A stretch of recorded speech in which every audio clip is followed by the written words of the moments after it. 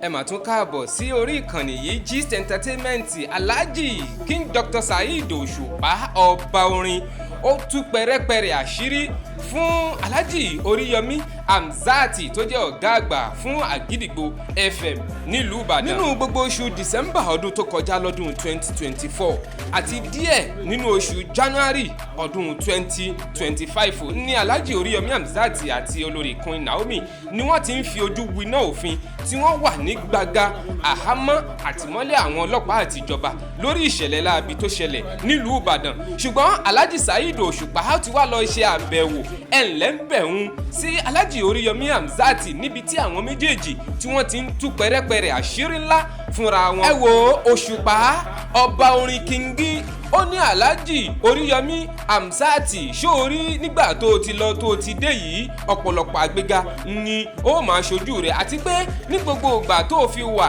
nínú àhámọ́ èmi náà mi ò sùn mi ò gbó. Alhaji Saheed ní mo sapá mo ṣègbìyànjú wípé kó o bá lè jáde láyọ̀ àtàlàáfíà ṣùgbọ́n a ti dúpẹ́ lọ́wọ́ Ọlọ́run ọba mi pé ajá tó relé ẹkùn tó bọ̀ ẹja kí kú oríire ni. ẹ wò ó tẹ́lẹ̀ yìí bá ń jẹ́ ìgbà àkọ́kọ́ tẹ̀ ń bọ́ sórí ìkànnì yìí Gist Entertainment TV òun náà ni wọ́n máa ń pè bí ìkànnì alálùbáríkà ni ẹ máa bá mi click lórí subscribe button kẹ́ like kẹ́ share kẹ́ ẹ bá ń pín kó délé kó dóko dáadáa fún gbogbo àwọn olólùfẹ́ Alhaji Saheed Osupa àti Alhaji Oriyomi Hamzat. ẹ wò ó kì í dùn kó pọ̀ ọlọ́rọ̀ kì í sábà dùn lẹ́nu tèmi ẹ jẹ́ á gbọ́ àṣírí ńlá tí ọba orin àti Alhaji Oriyomi Hamzat tí wọ́n tú fúnra wọn. mo ní wá kéré pé òkú tó kú ogun agbẹ́rẹ́ àti òkú mórí bọ́ ọlọ́run lè kárí wàhálà ẹni tó bá ti ń jàpẹ́ tó ọmọ nìyàn tó lè ṣe bí olùkọjà mẹ́kúnnù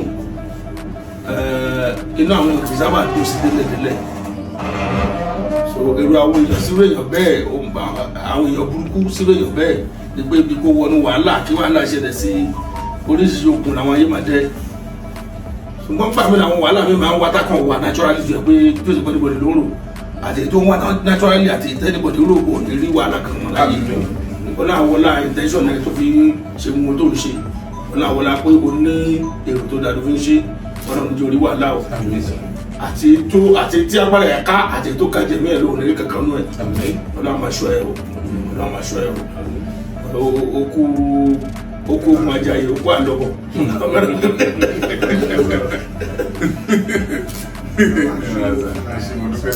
ẹ gbéra láti kú láti máa ìlànà ṣe nígbà tí gbogbo ẹ̀ ṣẹlẹ̀ wọn gbọ́ lọ́tún pé lọ sí ṣùgbọ́n àwọn èèyàn fún mi lọ́kàn balẹ̀ pé kò lè tó gbogbo ẹ̀ pé nígbà tí ó lè gbó ohun mọ́bẹ̀ ọdúnbù yàn nígbà tí ó lè kó ti bọ́ ṣàkóso tèmi ṣáà ní pé ìgbòrò ọ̀rọ̀ fẹ́ lọ olóòótọ́ gbọ́dọ̀ kú sí ipò òkà kí la lè ṣe gbogbo àti àwọn máa ṣe kọ́kọ́ lọ́wọ́ bó sórí social media tí wọ́n máa sọ̀rọ̀ so làwọn ìwádìí máa ń sọ pé ẹni tó ṣe kíní kọ̀ọ̀kan mọ ẹni tó ń ṣe kíní fún òun so mo ṣe àwọn ìgbésẹ̀ tí mo ti gbé mo dẹ̀ rí pé wọ́n fi mí lọ́kàn balẹ̀ pé ó máa níyànjú àdẹ̀dúpọ̀ fọ́lọ́ kó dé padà níyànjú náà alhamdulilayi.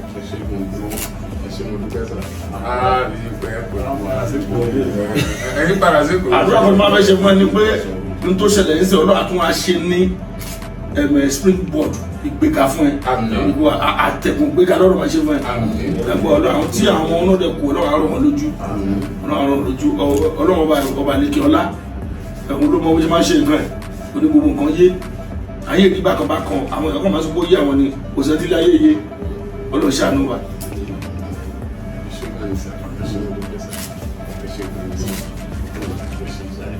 ẹ wò ó a kó fídíò wá fún yín lóní rẹpẹtẹ ni ò fún ìgbádùn ẹ̀yin tẹ̀yin olólùfẹ́ wa nílé ni bí gbogbo àwọn ènìyàn pàápàá àwọn tí wọ́n jẹ́ olólùfẹ́ King Wasiu Ayinde Masha tí wọ́n ní Saheed Osupa láéláé fàbàdà kò lè dọ́dọ̀ Wasiu Ayinde. ẹ wò ó fídíò kan tún lélẹ́yìí níbi tí ọba orin Alhaji Saheed Osupa tó ti lọ ṣe àbẹ̀wò ẹ̀ńlẹ́ńbẹ̀hún sí baba olúayé fújì Alhaji Wasiu Ayinde fún ti ìpapòdà tìyẹ́ ìyẹn ní ìlú Ìjẹ̀bú Òde. King Dr. Saheed Osupa àti Alhaji Wasiu Ayinde rèé níbi tí wọ́n ti ń kíra wọn dáadáa tí wọ́n sì ń yọ̀ mọ́ra wọn tí wọ́n ń tò mọ́ra wọn tí wọ́n ń dúpẹ́ lọ́wọ́ Alhaji Saheed Osupa wípé ó mà ṣe o ọmọ rẹ̀ yóò gbẹ̀yìn ìwọ náà. ẹ wo n tí mo fẹ́ jẹ́ ká mọ̀ gbogbo ẹ̀yin tẹ́ ẹ jẹ́ olólùfẹ́ mi lórí ìkànnì yìí náà ni pé there is no permanent enemy especially nínú Fuji music. Ẹ jẹ́ ká jọ gbádùn fídíò yẹn síwájú sí dáadáa. Àlàyé.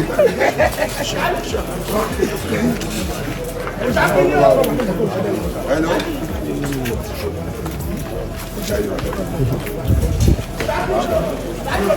Basite. Abdul Basi. Yes. Really, she cover. But I'm going to say, I made the. I give you what I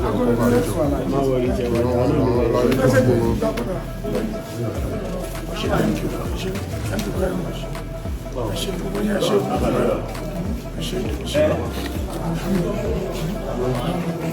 Ọlọ́run jẹ́ kí dúró kí ẹ báyìí ó kí ẹ kí mọ̀ yẹn ó kí mọ̀ láì without anybody saying anything.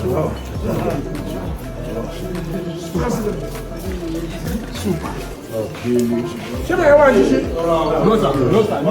Ẹ ṣe mọ́. Bàbá mi, ṣàgbọ́n bá wà yìí. Thank you very much.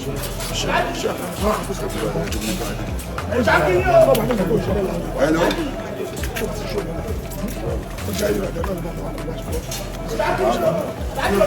Basite. Abdul Basi.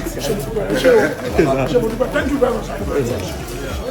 Nidi káfíjọ́ rìnrìn àjò kiri London music káfíjọ́ rìnrìn àjò kiri Fuji maestro káfíjọ́ rìnrìn àjò kiri Fuji ambassador káfíjọ́ rìnrìn àjò kiri Iba káfíjọ́ rìnrìn àjò kiri káfíjọ́ rìnrìn àjò kiri. Lápájá máa lè kọrin lákàṣẹ pé kọrin bójá tí ká pè dá sí kó ṣe bá wà lólórin. Lápájá máa lè kọrin ṣe bá ṣe pé kọrin bójá tí ká pè dá sí kó ṣe bá wà lólórin.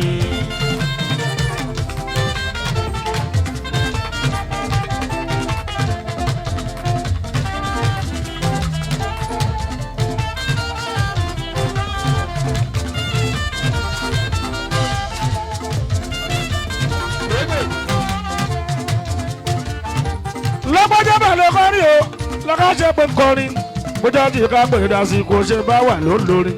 Lápájá máa lè kọrin lákàṣẹ pé kọrin bójá tí ká pè dá sí kó ṣe bá wà lólórin.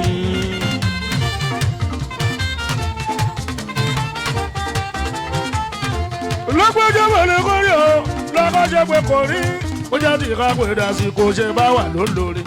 Lápájá máa lè kọrin lákàṣẹ pé kọrin bójá tí ká pè dá sí kó ṣe bá wà lólórin.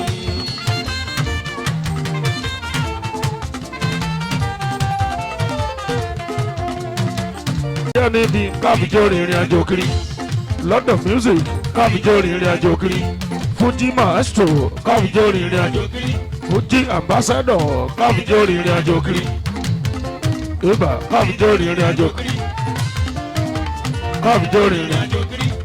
Lápájá máa lè kọrin lákàṣẹ pé kọrin bójá tí ká pè dá sí kó ṣe bá wà lólórin.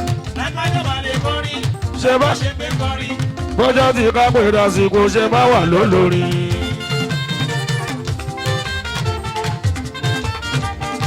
Ó ti yá o, ẹ má gbàgbé láti máa drop comment yín, kẹ́ máa like, kẹ́ máa share, kẹ́ dẹ̀ rí dájú pé ẹ click lórí subscribe button tẹ́yin ò bá ti ṣe bẹ́ẹ̀. Ẹ ṣé o, bẹ́ẹ̀ ti wà pẹ̀lú wa.